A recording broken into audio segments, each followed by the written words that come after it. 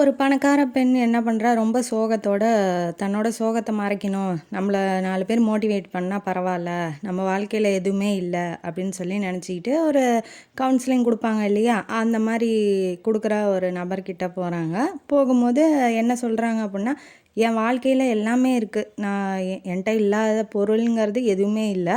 ஆனால் என் வாழ்க்கையில் சூனியமாக இருக்குது. ஒரு லட்சியம் இல்லை. நான் எதுக்காக வாழ்கிறேன்னு தெரியல. என் வாழ்க்கையில் சந்தோஷம், நிம்மதி எதுவுமே இல்லை. அதுக்கான காரணம் என்னன்னு சொல்ல முடியுமா அப்படின்னு சொல்லி கேட்குறா. நான் ஏன் வாழணுன்னே எனக்கு தெரியல அப்படின்னு சொல்லி அந்த பணக்கார பொண்ணு கேட்கும்போது அவர் என்ன சொல்கிறாரு, நீ கொஞ்ச நேரம் அமைதியாக உட்காருமா, நான் இப்போ அந்த கூட்டிகிட்டு இருக்காங்க இல்லையா ஆஃபீஸை, அவங்கள கூப்பிட்டு அவங்க எப்படி சந்தோஷமாக இருக்காங்கன்னு கேட்க போகிறேன். அதை கேளுங்க, ஆனால் நடுவில் எதுவும் பேசாதீங்க அப்படின்னு சொல்லிட்டாப்புல.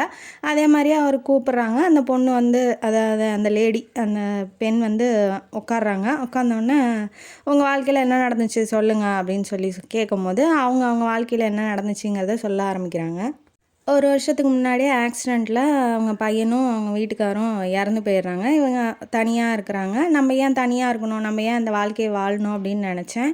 நான் சாகக்கூட துணிஞ்சிட்டேன். ஆனால் ஒரு நாள் மழையில் ஒரு பூனைக்குட்டி என் வீட்டு வாசல் முன்னாடி உள்ளே வரலாமா வேணாமா அப்படின்னு சொல்லி நின்றுட்டு இருந்துச்சு. சரி பாவம் அப்படின்னு சொல்லி உள்ளே விட்டேன்.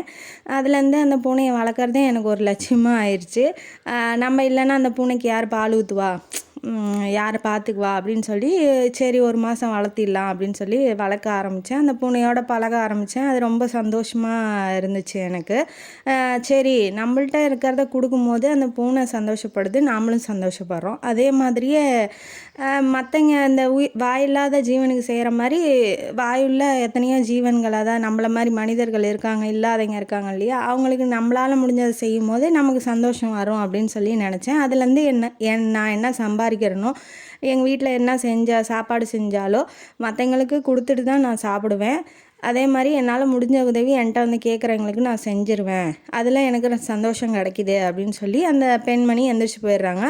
இந்த அம்மா பணக்கார பொண்ணு என்ன பண்ணுது, ஓன்னு ஒப்பாரி வைக்கிது. ஏங்க என்னாச்சுங்க அப்படின்னு சொல்லும்போது அந்த கவுன்சிலர் வந்து சொல்ல ஆரம்பிக்கிறாரு. அழகுங்கிறது வெளி தோற்றத்தில் ரொம்ப மேக்கப்பு, ரொம்ப ஆடம்பரமாக காமிச்சிக்கிறதுல அழகு கிடையாது. அழகுங்கிறது தான்கிட்ட இருக்கிறத மற்றவங்களுக்கு கொடுத்து அவங்க சந்தோஷப்படுறத பார்த்து நம்ம சந்தோஷப்படுறோம் இல்லையா, அதில் தான் நம்ம உண்மையான அழகு வெளிப்படும் அப்படின்னு சொல்லி அந்த கவுன்சிலர் சொல்கிறாப்புல.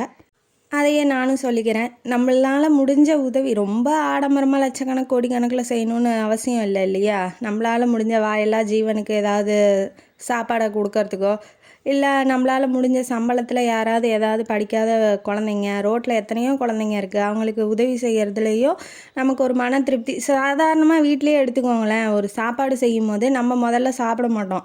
ஏன்னா அடுத்தவங்களுக்கு கொடுப்போம்.